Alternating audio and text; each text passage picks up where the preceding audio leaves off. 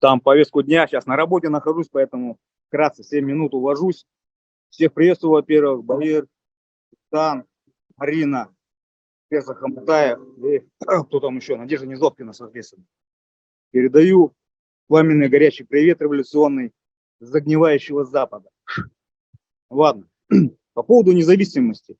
Я вам же говорил, вот сейчас мятеж военный, попытка мятежа показала слабость власти, а именно военным путем нужно. Многие, конечно, скажут, там, вот, они там преступники, уголовники, Пригожин сам не пойми кто, тоже с непонятным прошлым, вернее, понятным прошлым, но что сделаешь? Либо винтовка порождает власть, всегда об этом говорил, власть-то слабая. Сейчас вот Росгвардию, Золотов получил танки в отдельную дивизию Дзержинского, там, по-моему, рота танков дали, несколько БТРов, 2 роты, БМП усилили, то есть побоялись, на самом деле. Вот. И независимость будет только в том случае, если Россия, а именно силовой состав, силовая составляющая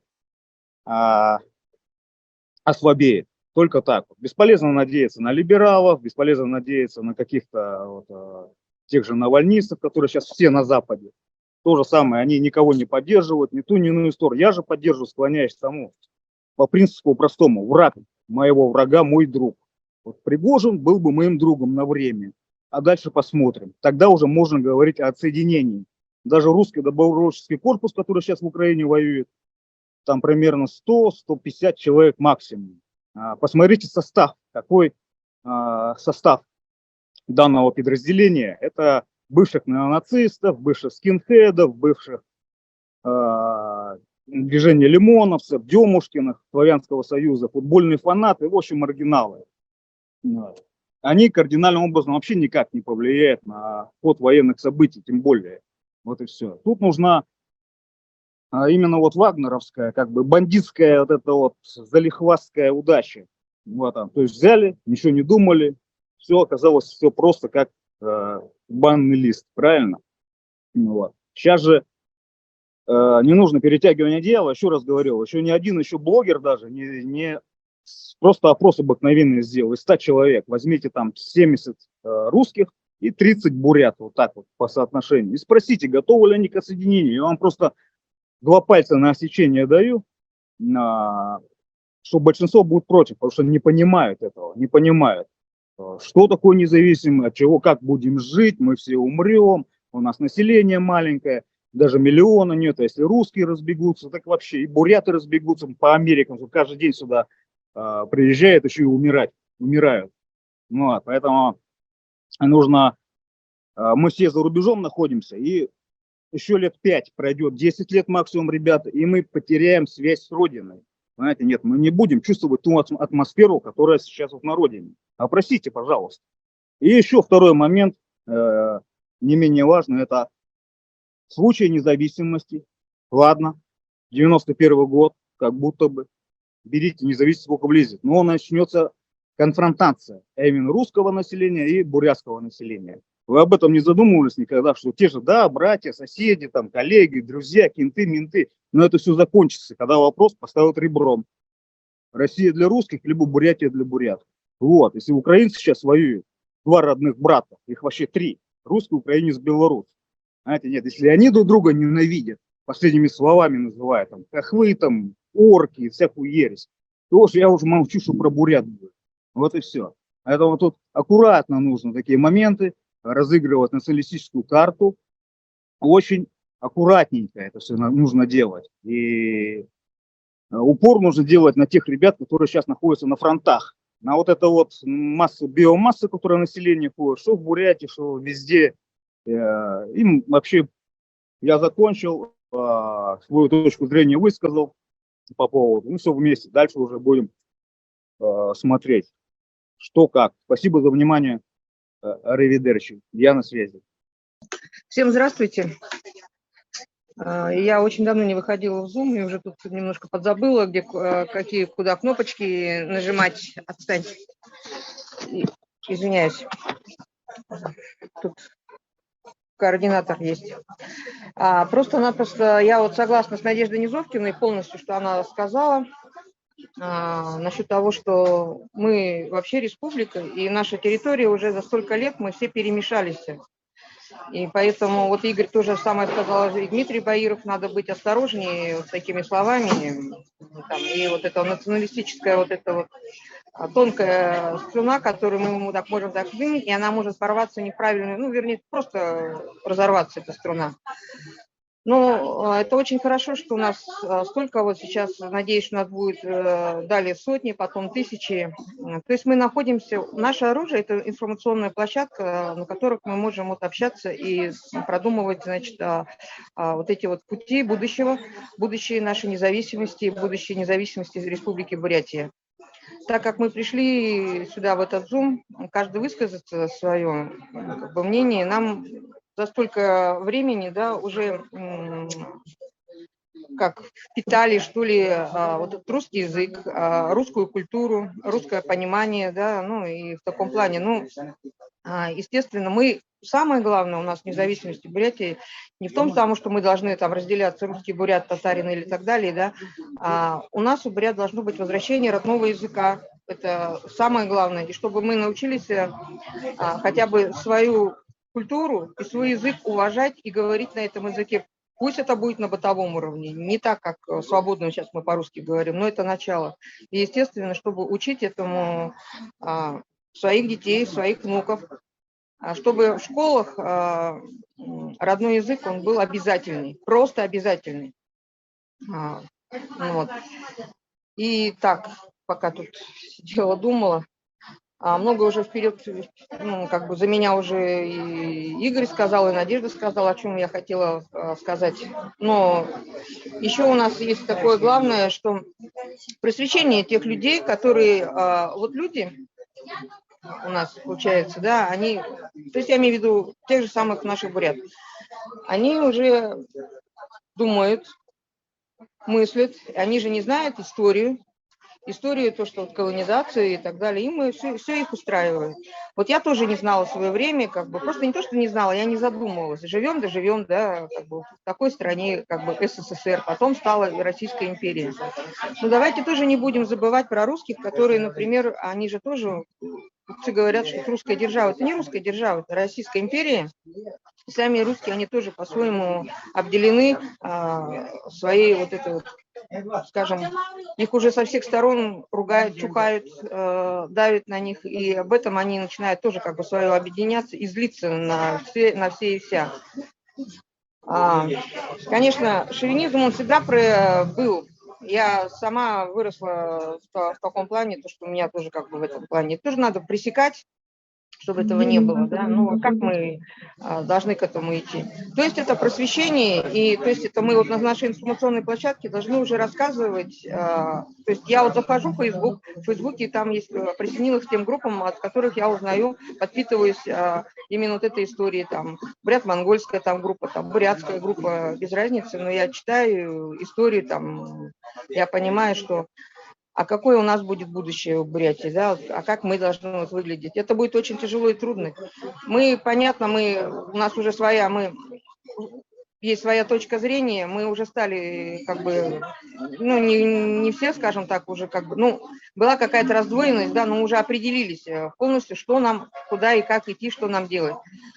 Но у нас есть еще один минус, мы между собой спорим, между собой не можем найти вот это единый вот этот центр взаимопонимания и взаимовыручки, то есть объединиться. Ну, в одном плане, что у нас должен быть один у всех объединяющий курс, то есть это к независимости Бурятии. Вот и все, как бы в таком плане. Кто-то говорит, давайте к бурят-монгольской присоединимся. Я поддерживаю Надежду в том плане, то, что мы должны быть как республика Бурятия. Вот сегодня я слушала Баира, значит, Таринова, да, он сказал, что должен быть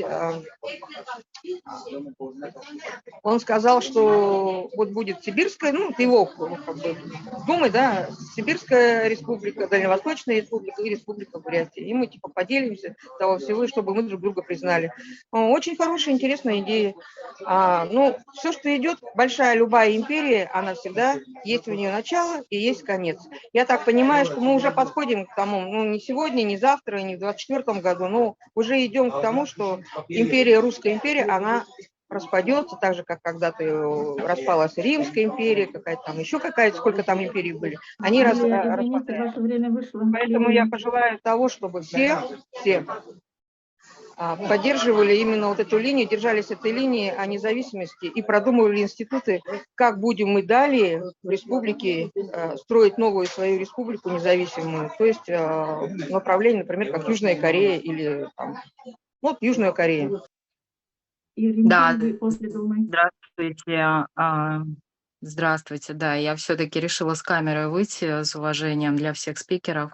Вот, всех уважаю, всех слушаю, уважаю ваш труд, тоже все интересно. Я как обычный обыватель, я не отношусь к политике, не отношусь там, к той секте или к другой секте.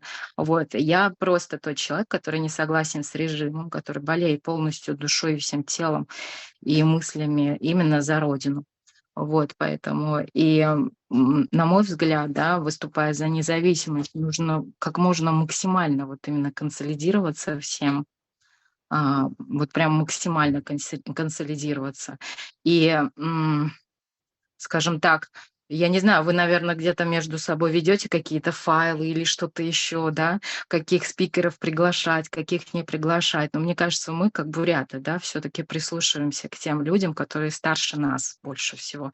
И нужно приглашать в первую очередь, наверное, тех каких-то историков, каких-то, как вот Хмутаев наш, да, больше вот делать именно акцент именно на истории, чтобы потом эти видео пересылать своим каким-то родственникам, друзьям, одноклассникам.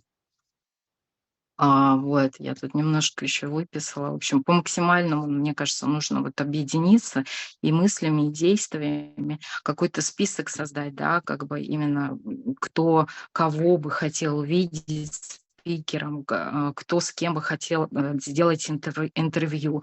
То есть побольше каких-то исторических фактов. Вот мне, например, не хватает. Вот, ну да, со всеми я согласна, что нужно именно просвещать народ, потому что, судя по своим, опять же таки, одноклассникам, судя по своим родственникам, я вижу, что как бы некоторые считают, что некоторые не задумываются вообще, как присоединились, как была присоединена Бурятия, да, к империи, например. Я об этом тоже не задумывалась до какого-то времени, грубо говоря. Наверное, мой период такой вот, когда наступил 2015 год, я как бы перестала смотреть телевизор, да, и вот я вот потихоньку, начиная с Ирины Кахамады, да, я начала вливаться в эту тему политическую и смотреть, что там. Вот, потому что у меня начали расти дети, у меня появились дети, они растут. Я хочу, чтобы они воспитались именно, ну, и знали свою культуру тоже. Вот. Так, еще что-то я хотела сказать. У вас 1 минута, Дума. Да. Мне кажется, вот то, что Игорь говорит, да, путем именно какого-то насильственного, как он говорит, насильственных действий, да, всех народ, там, не знаю, поработить и так далее. Но мне кажется, это тоже особо никуда не приведет. То есть народ, он не будет, он как бы, да, побежит, как стадо баранов, наверное, там. То же самое будет, на мой взгляд, не знаю. Мне кажется, здесь нужно именно больше просвещать народ, именно сделать какой-то такой вот список тех людей, да, даже тех, кто живет в Бурятии, например, в Забайкальском крае, ну вот в тех наших краях, и сделать с ними, вот именно делать интервью. И таким вот Хорошо. образом просвещать Спасибо, Дума. людей, больше Ваше просвещать. время вышло. Да, Большое спасибо спасибо. большое. Следующий Ильчин Гамбоев и потом Буря. Но вы учтите, просто многие люди не понимают, что то, что у нас происходит, крушение империи, мы народ, коренные народы, находящиеся в этой империи, мы находимся фактически, ну, может быть, не в прямом рабстве, но в каком-то ментальном рабстве точно находимся. То есть получается, что как ты будешь у раба спрашивать, ты хочешь на свободу идти или нет? Вы помните, как это происходило с крестьянами крепостными, как происходило с чернокожим населением в Америке, да? Никто не то, что не хочет, многие боятся ответственности о том, что они будут независимы. Вот в чем проблема. Поэтому, о чем вы будете сейчас спрашивать людей, которые не образованы, не знают историю, и вообще в целом находятся в так называемом в плену стокгольмского синдрома, так называемого, да? То есть мы заложники, находящиеся в плену этого московитского государства. Поэтому спрашивать чего-то, сейчас какие-то проводить референдумы вообще невозможно. То есть нужно, конечно, чтобы всегда какая-то более интеллектуальная элита проводит какие-то реформы, потому что, ну, как вы будете, вы что, будете каждый раз, вы знаете больше истории, чем, допустим, обычные люди, да, и вы будете у них спрашивать, вы хотите с Москвой, скажете, ну, конечно, мы же в Советском Союзе жили, поэтому дальше будем так жить, да, вот так примерно будет представление. Поэтому на это ориентироваться не стоит. Другой страшной фобией, которую нам и ГБшники распространяют, и в целом хорошие русские. Так у вас же меньшинство населения коренного Бурятии находится в Бурятии, типа такой. Тоже глупость полнейшая. Когда, вот, прямой пример Казахстана. Казахстан отделился, что там у них была резня, они что там, русские, что ли, всех начали резать, что ли? Вдруг резко, в 91 году. Но такой же народ, такие же кочевники, как и мы, казахи. Да? Почему мы должны чем-то отличаться в взаимоотношении, так сказать, с русскими? Буряты как-то будут вести себя совсем по-другому. Что произойдет? Что-то, не знаю, общее сумасшествие, что ли, возникнет. Поэтому эти фобии, они, пожалуйста, сами, так сказать, не пугайте себя и не пугайте своих же вот этих фобий, скажем так. Ну и еще третья фобия, это так называемый захват Китаем. Да? Тоже глупость полнейшая. Никакого захвата Китаем не будет. Китай никогда не проводил экспансионистскую политику. То есть государство в нынешней границе существует тысячелетиями в Китае. То они там 2 царства, то 3 царства, но никогда экспансией не занимались китайцы. Советское, ну если не советское, в коммунистическое время Мао Цзэдун что-то там попытался. Ну и такой короткий период всей тысячелетней истории Китая. Поэтому вот такие вот у меня мысли. Поэтому смело действуем, информируем, рассказываем историю и проводим какие-то аналогии. То есть много государств возникало. Надо изучать, допустим, опыт Израиля. Как Израиль возник? Они вообще в ужасном положении возникали.